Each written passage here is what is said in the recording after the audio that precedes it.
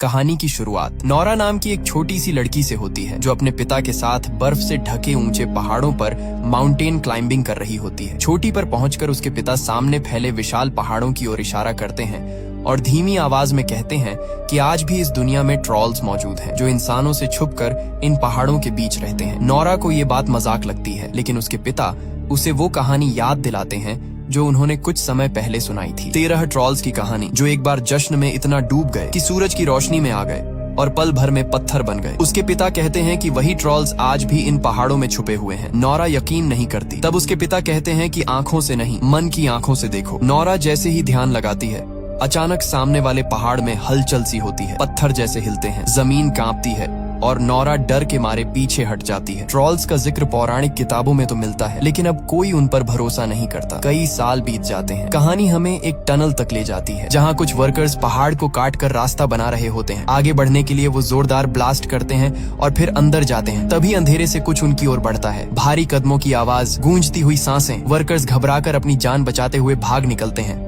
मामला मिलिट्री तक पहुंचता है। एक बड़ा मीटिंग रूम जहां हर कोई इस रहस्यमयी घटना का जवाब चाहता है। नौरा को वहां बुलाया जाता है।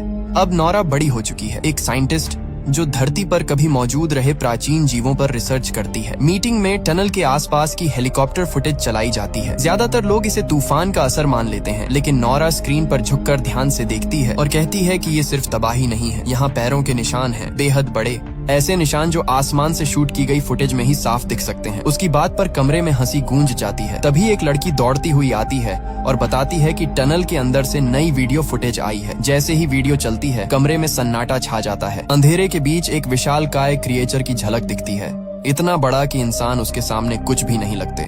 इसी दौरान कहानी हमें नदी के किनारे बने एक छोटे से घर में ले जाती है। एक बुजुर्ग कपल डाइनिंग टेबल पर बैठा खाना खा रहा होता है। बाहर उनका कुत्ता जोर जोर से भौंक रहा होता है। अचानक जमीन हिलने लगती है, दीवारें कांप उठती हैं। दोनों घबराकर तहखाने की ओर भागते हैं और दरवाजा बंद कर लेते हैं। ऊपर से भारी चीजों के टूटने कुचलने की आवाजें आती हैं। कुछ देर बाद सब शांत हो जाता है। डरते हुए वो तहखाने का ढक्कन खोलते हैं और ऊपर देखते हैं। उनका घर बुरी तरह तबाह हो चुका होता है, जैसे किसी ने उसे खिलौने की तरह तोड़ दिया हो। और यहीं से एक और भी बड़ा खतरा चुपचाप सामने आने लगता है। इस केस को समझने के लिए नौरा और उसका साथी एंड्रियास उस इलाके में भेजे जाते हैं। वहाँ उनकी मुलाकात कैप्टन से होती है, जो बताता है कि नदी पार करके कोई बेहद विशाल चीज आई थी और उसी ने बुजुर्ग कपल का घर तोड़ दिया। जमीन पर पड़े पैरों के निशान किसी आम जानवर के नहीं थे। वो इतने बड़े थे कि डर पैदा कर दें। ये निशान पूरे 3 किलोमीटर तक जाते हैं और फिर अचानक ऐसे गायब हो जाते हैं जैसे वो चीज हवा में घुल गई हो। सबसे बड़ा सवाल यही था कि अगर वो यहाँ तक आई थी तो फिर गई कहाँ।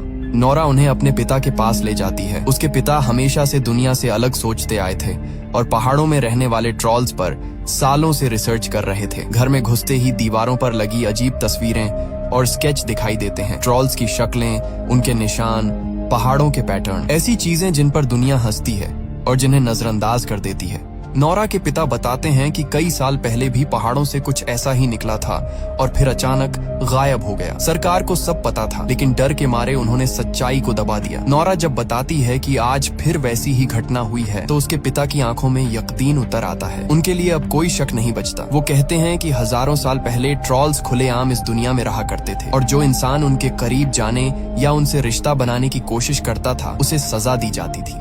इसके बाद नौरा, उसका पिता एंड्रियास और कैप्टन उस जगह पहुंचते हैं जहां पैरों के निशान मिले थे। नौरा के पिता पहाड़ों और पत्थरों को इस तरह गौर से देखते हैं जैसे वो जिंदा हों। एंड्रियास और कैप्टन को ये सब पागलपन लगता है। पूरी दुनिया की तरह वो भी मानते हैं कि ट्रॉल्स सिर्फ कहानियों में होते हैं। खुद नौरा भी अब तक अपने पिता पर पूरी तरह यकीन नहीं कर पाई होती। नौरा जब निराश होकर कहती है कि यहाँ कुछ भी नहीं है, तभी आसमान अचानक बदलने लगता है। बादल घिर आते हैं, हवा भारी हो जाती है। नौरा को एक अजीब सी गंध महसूस होती है। वो पीछे मुड़कर एक बड़े से पत्थर को देखती है और उसी पल उस पत्थर की एक आंख खुल जाती है। जो वो पत्थर समझ रही थी, वो असल में एक ट्रॉल होता है, विशाल, डरावना और जिंदा। चारों के होश उड़ जाते हैं। वो किसी तरह हेलीकॉप्टर में बैठकर वहाँ से निकलते हैं। पूरी घटना को लाइव रिकॉर्ड किया जा रहा होता है और सीधा मिलिट्री कैंप तक पहुंचता है। बड़े बड़े अफसर स्क्रीन पर वो क्रिएचर देखते हैं और अब किसी को शक नहीं रहता। ये कोई कहानी नहीं, बल्कि एक खतरनाक मिथिकल क्रीचर है जो पूरी दुनिया के लिए खतरा बन सकता है। नोरा कैंप में पहुंचकर कहती है कि वो इस क्रिएचर पर और स्टडी करना चाहती है, लेकिन प्राइम मिनिस्टर साफ मना कर देती है। उनका कहना होता है कि जब तक रिसर्च चलेगी तब तक ये पूरी दुनिया के लिए तबाही बन सकता है। नोरा का काम यहीं खत्म माना जाता है और अब मामला मिलिट्री के हाथ में होता है। उनका फैसला साफ होता है, ट्रॉल को मार दिया जाएगा। कैप्टन अपनी टीम के साथ ऑपरेशन की तैयारी करता है। नोरा जिद करती है कि वो भी साथ जाएगी। इजाजत नहीं होती, फिर भी कैप्टन उसे उसके पिता और एंड्रियास को अपने साथ ले जाता है। सब उस इलाके में घात लगाकर बैठ जाते हैं जहां ट्रॉल के आने की उम्मीद होती है। कुछ ही पलों में जमीन कांपने लगती है और उनके सामने वो विशाल ट्रॉल आ खड़ा होता है। उस पर लगातार हमले किए जाते हैं। गोलियों और धमाकों से ट्रॉल भड़क उठता है। गुस्से में वो पलटकर हमला करता है। चीखें, अफरा तफरी और तबाही हर तरफ फैल जाती है। कई सैनिक मारे जाते हैं और अब हालात ऐसे हो जाते हैं कि हर कोई सिर्फ एक ही चीज चाहता है, किसी भी तरह वहां से जिंदा निकल जाना।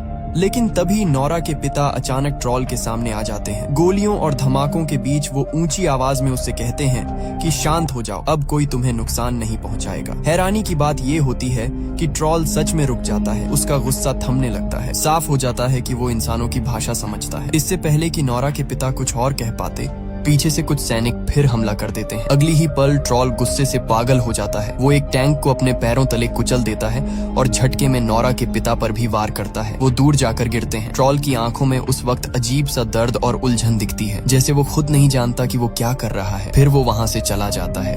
नोरा दौड़कर अपने पिता के पास पहुंचती है। वो जमीन पर पड़े होते हैं, जिंदगी की आखिरी सांसें लेते हुए। कांपती आवाज में वो बस इतना कहते हैं, रॉयल पैलेस और घर। इतना कहकर उनकी सांस थम जाती है। नोरा पूरी तरह टूट जाती है। बचपन में माँ को खो चुकी नोरा के लिए अब इस दुनिया में कोई भी नहीं बचता। उसके पिता के पीछे छोड़े हुए नोट्स ही उसका सहारा बनते हैं। जब वो उन्हें पढ़ती है तो एक अहम बात सामने आती है। ट्रॉल्स को चर्च की घंटियों से नफरत होती है। इसी वजह से पुराने जमाने में वो सबसे पहले चर्चों पर हमला किया करते थे। नोरा तुरंत कमांडर से बात करती है और कहती है कि ट्रॉल पर बम गिराने की जरूरत नहीं है। उसके पास एक और तरीका है। हिचक के साथ ही सही उसे एक मौका दे दिया जाता है। नोरा हेलीकॉप्टरों पर चर्च की घंटियां लगवाती है और उन्हें ट्रॉल के चारों तरफ उड़ाया जाता है। घंटियों की आवाज सुनते ही ट्रॉल बेकाबू होने लगता है। वो पागलपन में हेलीकॉप्टरों पर हमला करता है। इस अफरा तफरी में एक बच्चे की जान जाते जाते बचती है। सबको लगता है कि अब सब खत्म है, लेकिन अगले ही पल ट्रॉल उस बच्चे को पकड़कर सुरक्षित जमीन पर रख देता है। ये देखकर पूरी दुनिया सन्न रह जाती है। उसी दौरान ट्रॉल की नजर उस हेलीकॉप्टर पर पड़ती है जिसमें नोरा होती है। कुछ पल वो उसे देखता है और फिर चुपचाप वहां से चला जाता है। ऑपरेशन नाकाम मान लिया जाता है। नोरा को मिशन से हटा दिया जाता है और फैसला होता है कि अब ट्रॉल पर भारी मिसाइलें दागी जाएंगी। पूरे शहर को खाली करवाने की तैयारी शुरू हो जाती है। नोरा समझ नहीं पाती कि अब क्या करे। तभी उसे अपने पिता के आखिरी शब्द याद आते हैं, रॉयल पैलेस। उसे यकीन हो जाता है कि ट्रॉल वहीं जाएगा। बिना समय गंवाए वो एंड्रियास के साथ सीधे किंग पैलेस की ओर निकल पड़ती है। किंग पैलेस पहुंचते ही नोरा की मुलाकात किंग के चीफ मिनिस्टर से होती है। नोरा उसे चेतावनी देती है कि ट्रॉल यहाँ हमला कर सकता है और अगर ऐसा हुआ तो उसके पीछे कोई बहुत बड़ी वजह होगी। चीफ मिनिस्टर एक पुरानी बात बताता है जो पौराणिक किताबों में दबी हुई है। कहा जाता है कि अगर किसी राजा का महल किसी दूसरे राजा के घर के ऊपर बना हो तो वो जगह अपशकुन बन जाती है। जहां आज किंग पैलेस खड़ा है वहां कभी ट्रॉल्स का घर हुआ करता था। वो पहाड़ों के असली राजा थे, लेकिन इंसानों के राजा ने अपने महल के लिए उन सबको मरवा दिया। बस एक ट्रॉल का बच्चा जिंदा छोड़ दिया गया, जिसे बहुत दूर अंधेरे पहाड़ों में भेज दिया गया। अब जो ट्रॉल वापस लौटा है शायद वही बच्चा है जो सैकड़ों सालों की नींद के बाद जागा है और अपने घर लौटने आया है। इसके बाद चीफ मिनिस्टर उन्हें एक खुफिया जगह पर ले जाता है। वहाँ विशाल कंकाल रखे होते हैं, ट्रॉल्स के कंकाल जिन्हें सदियों पहले मार दिया गया था। साफ हो जाता है कि रॉयल फैमिली को शुरू से सब पता था, लेकिन सच को हमेशा दुनिया से छुपाया गया। नोरा एक कंकाल की हड्डी पर यूवी टॉर्च की रोशनी डालती है। देखते ही वो हिस्सा धीरे धीरे पत्थर का बन जाता है। उसी पल उसे अपने बचपन की वो कहानी याद आती है, 13 ट्रॉल्स की कहानी जो सूरज की रोशनी में आकर पत्थर बन गए थे। अब नोरा समझ जाती है कि ट्रॉल को रोका कैसे जा सकता है। वो तुरंत कैप्टन को कॉल करती है और बताती है कि अब उसे रास्ता मिल गया है। ट्रॉल को हराने के लिए बहुत बड़े यूवी लाइट सिस्टम की जरूरत होगी और उसे खुले में लाना होगा। कोई भी मिसाइल्स का इस्तेमाल नहीं चाहता क्योंकि उससे पूरा इलाका तबाह हो सकता है। ट्रॉल को अपनी तरफ खींचने के लिए नोरा एक बड़ा रिस्क लेती है। वो अपने साथियों के साथ एक गाड़ी में ट्रॉल का कंकाल बांध देती है। ट्रॉल उसे महसूस करता है और उनकी गाड़ी का पीछा करने लगता है, लेकिन जैसे ही नोरा गाड़ी रोकती है वो कंकाल नीचे गिर जाता है। ट्रॉल उसे उठाता है उसे देखता है और अचानक भावुक हो जाता है। वो समझ जाता है कि अब इस दुनिया में उसका कोई भी नहीं बचा। उसी भावुक पल में कंकाल उसके हाथ से फिसल जाता है और टूटकर चकनाचूर हो जाता है। दर्द और गुस्से से भरा ट्रॉल दहाड़ मारता है और नोरा की गाड़ी के पीछे दौड़ पड़ता है। नोरा पूरी ताकत से गाड़ी भगाती है। उधर मिसाइल लॉन्च का वक्त आ चुका होता है। एंड्रियास की एक दोस्त उसी डिपार्टमेंट में होती है जहां से मिसाइल छोड़ी जानी होती है। एंड्रियास उसे सिस्टम को हैक करके जैम करने को कहता है। वो ऐसा कर देती है। बटन दबाया जाता है लेकिन मिसाइल एक्टिवेट नहीं होती।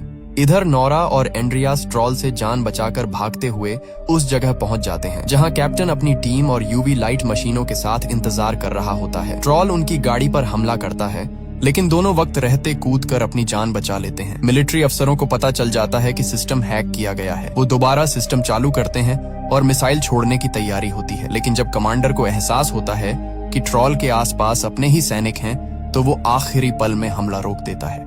अब नोरा, कैप्टन, एंड्रियास और सैनिक मिलकर यूवी मशीनों से निकलने वाली तेज अल्ट्रावायलेट किरणें ट्रॉल पर डालना शुरू कर देते हैं। ट्रॉल का शरीर धीरे धीरे पत्थर में बदलने लगता है। वो दर्द से चीखता है। पूरा इलाका उसकी आवाज से कांप उठता है। उसी पल नोरा को एहसास होता है कि जो हो रहा है वो गलत है। जिस कुदरत ने इंसान को बनाया, उसी कुदरत ने ट्रॉल्स को भी बनाया था। ट्रॉल्स कभी इंसानों के लिए खतरा नहीं थे, फिर भी इंसानों ने उन्हें मिटा दिया। नोरा अचानक मशीनें बंद कर देती है और ट्रॉल के सामने खड़ी हो जाती है। वो चिल्लाकर उससे कहती है कि यहाँ से चला जाओ, फिर से अंधेरों में कहीं खो जाओ, नहीं तो इंसान तुम्हें मार देंगे। ट्रॉल उसकी बात समझ रहा होता है और कुछ पल के लिए सब कुछ थम सा जाता है। लेकिन इससे पहले कि ट्रॉल कुछ करता, आसमान में सूरज की पहली किरणें फैलने लगती हैं। वही रोशनी, वही अल्ट्रावायलेट रेज जो उसके लिए जहर से कम नहीं थी, सीधे उसके शरीर पर पड़ती है। ट्रॉल दर्द से कराहता है। उसका विशाल शरीर धीरे धीरे सख्त होने लगता है और कुछ ही पलों में वो पूरी तरह पत्थर का बनकर जमीन पर गिर जाता है। सदियों से भटका हुआ वो प्राणी यहीं शांत हो जाता है और इसी के साथ ट्रॉल का अंत हो जाता है। इसके बाद प्राइम मिनिस्टर नोरा के पास आती है और ठंडे लहजे में कहती है कि उसके पिता की सारी कहानियां सिर्फ अफवाहें थीं। लेकिन नोरा और एंड्रियास के लिए ये किसी जीत जैसा नहीं होता। ट्रॉल की मौत उन्हें भारी लगती है। एंड्रियास, जो हमेशा सरकार के लिए काम करता आया था, अंदर से टूट चुका होता है। वो अपनी नौकरी छोड़ने का फैसला करता है क्योंकि वो अब सच लिखना चाहता है, एक राइटर बनना चाहता है। वो नोरा के साथ वहां से निकल पड़ता है। हम उस मोड़ पर पहुंचते हैं जहां पार्ट 1 खत्म हुआ था, लेकिन अब पार्ट 2 की कहानी थोड़ी अलग दिशा लेने वाली है और राज भी पुराने से कहीं ज्यादा खतरनाक है।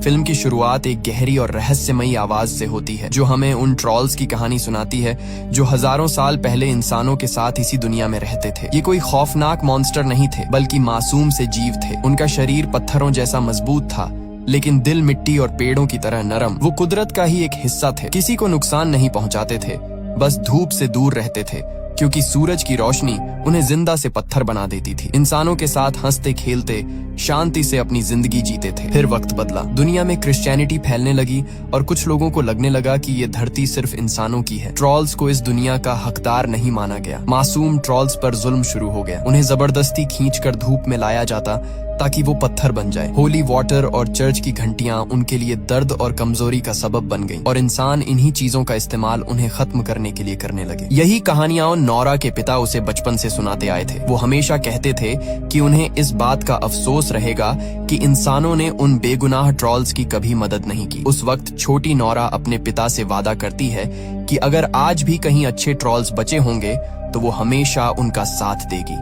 वक्त आगे बढ़ता है और हमें बड़ी हो चुकी नोरा दिखाई जाती है। उसके पिता अब इस दुनिया में नहीं रहे। उनके गम में नोरा समाज से दूर एक जंगल के बीच अकेली रहती है और ट्रॉल्स पर रिसर्च करती है। कुछ साल पहले उसका सामना असली ट्रॉल्स से हो चुका होता है। अब उसके मन में कोई शक नहीं बचा। जो कहानियां थीं वो सच्चाई बन चुकी थी और नोरा पहले से कहीं ज्यादा यकीन और समझ के साथ अपनी रिसर्च कर रही होती है। एक दिन अचानक उसके घर में कोई घुस आता है। नोरा घबराती नहीं, वो पलटकर हमला कर देती है। लेकिन तभी पता चलता है कि वो चैड है, प्रेसिडेंट का पर्सनल सेक्रेटरी। वही शख्स जिसने पहले भी ट्रॉल्स से जुड़े मामलों में नोरा की मदद की थी। वो अब भी सरकार के लिए काम कर रहा होता है, लेकिन अंदर ही अंदर ट्रॉल्स को बचाने के रास्ते ढूंढ रहा होता है। उसे भी नोरा के पिता से यही सच्चाई पता चली थी कि ट्रॉल्स बुरे नहीं बल्कि कुदरत की एक भूली हुई कड़ी है। इस बार चैड एक बहुत बड़ा राज लेकर आया होता है। वो नोरा को अपने साथ एक खुफिया लैब में ले जाता है। वहाँ उनकी मुलाकात प्रोफेसर लहरी से होती है जो नोरा की तरह ट्रॉल्स पर ही रिसर्च कर रहे होते हैं। लेकिन लैब के अंदर जो नोरा देखती है वो उसकी कल्पना से भी बाहर होता है। वही ट्रॉल जो नाजी दौर में पहाड़ों से निकला था इस वक्त उस लैब में कैद होता है। वैज्ञानिकों ने उसका नाम जेरी रखा होता है। प्रोफेसर बताते हैं कि वो पिछले 100 सालों से गहरी नींद में है। नोरा को ये भी पता चलता है कि रिसर्च के नाम पर वैज्ञानिकों ने उसके शरीर के कई हिस्से काटे हैं। ये सुनते ही नोरा गुस्से और दर्द से भर जाती है। उसे ट्रॉल के लिए गहरा अफसोस होता है। वो चुपचाप एक लिफ्ट के जरिए उसके कान के पास पहुंचती है और धीमी आवाज में उसके लिए एक कविता सुनाने लगती है। उस आवाज में डर नहीं, सिर्फ अपनापन और दर्द होता है। नोरा के जज्बात कुछ ऐसा असर करते हैं कि 100 सालों से सोया हुआ जेरी अपनी आंखें खोल देता है। जैसे ही उसे एहसास होता है कि वो कैद है, वो पागल हो जाता है। गुस्से में वो पूरी लैब को तहस नहस करने लगता है। मशीनें टूटने लगती हैं, दीवारें कांप उठती हैं। एक झटके में वो नोरा की लिफ्ट को भी दूर फेंक देता है, लेकिन लिफ्ट के मजबूत सपोर्ट्स की वजह से नोरा की जान बच जाती है। और यहीं से कहानी एक और खतरनाक मोड़ पर पहुंच जाती है। दिखाया जाता है कि जेरी अब पूरी तरह आजाद हो चुका है। उसने लैब को तोड़कर बाहर कदम रखा है और जहां भी जाता है सिर्फ तबाही छोड़ता है। उसे इस बात की परवाह नहीं कि उसके पैरों के नीचे कार है, इंसान है या किसी का घर। जो भी रास्ते में आता है वो बेरहमी से कुचलता चला जाता है। एक जगह बच्चों की पार्टी चल रही होती है। हंसी, म्यूजिक और रोशनी के बीच अचानक छत टूटती है। अगले ही पल जेरी वहां पहुंच जाता है और बच्चों को पकड़कर खाने लगता है। साफ हो जाता है कि ये ट्रॉल पहले वाले ट्रॉल्स जैसा मासूम नहीं है। ये सच बहुत जल्दी नोरा और उसकी टीम के सामने आ जाता है। अब इसे रोकना जरूरी हो जाता है, चाहे जैसे भी हो। नोरा, चेड और बाकी टीम की मीटिंग प्रेसिडेंट के साथ होती है। प्रेसिडेंट का फैसला साफ होता है, इस ट्रॉल को मार दिया जाए। लेकिन नोरा और चेड इसके खिलाफ होते हैं। वो मिशन के लिए हामी तो भर देते हैं, लेकिन अंदर ही अंदर तय कर लेते हैं कि चाहे जो हो वो जेरी को मारने नहीं देंगे।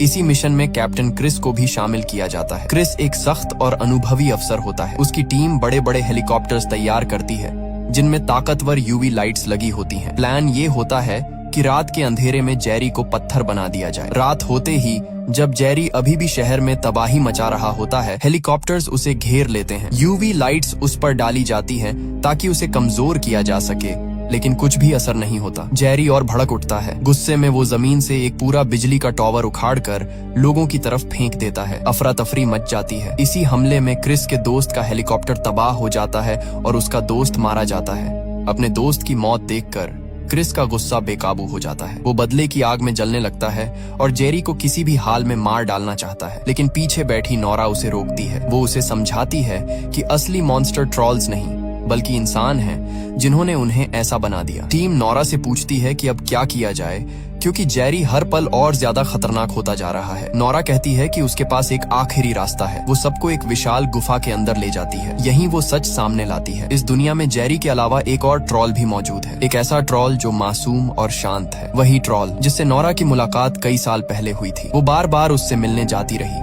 और धीरे धीरे दोनों के बीच भरोसा बन गया। अब जेरी को रोकने के लिए नोरा उसी अच्छे ट्रॉल की मदद लेना चाहती है। नोरा यहाँ सबके सामने एक बहुत बड़ा सच रखती है। वो बताती है कि इंसानों ने लगभग सभी ट्रॉल्स को पहाड़ों और गुफाओं में घेर कर मार डाला था। उस तबाही में सिर्फ एक छोटा सा ट्रॉल का बच्चा बच पाया था, जो सदियों तक छुपा रहा और आज इतना बड़ा हो चुका है। वही ट्रॉल कुदरत है। नोरा ने ही उसे ये नाम दिया था। नोरा और चेड मिलकर प्यार से उसे एक नज्म सुनाते हैं और उससे गुजारिश करते हैं कि वो जेरी को रोके। कुदरत नोरा की बात मान लेता है और जेरी से मिलने के लिए आगे बढ़ता है, लेकिन जेरी के दिल में नफरत इतनी गहरी होती है कि वो किसी की बात सुनने को तैयार नहीं होता। वो जोर से जमीन पर पैर पटकता है। उस जोर से कुदरत के पैरों के नीचे जमी बर्फ टूट जाती है और कुदरत सीधे ठंडे पानी में गिर जाता है। ये देखते ही नोरा टूट जाती है। उसे लगता है कि कुदरत डूबकर मर गया।